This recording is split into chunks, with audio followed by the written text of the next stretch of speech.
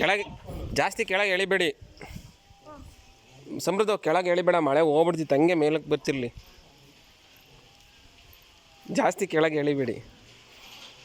ಆಡಿ ಆಡಿ, enjoy your sir.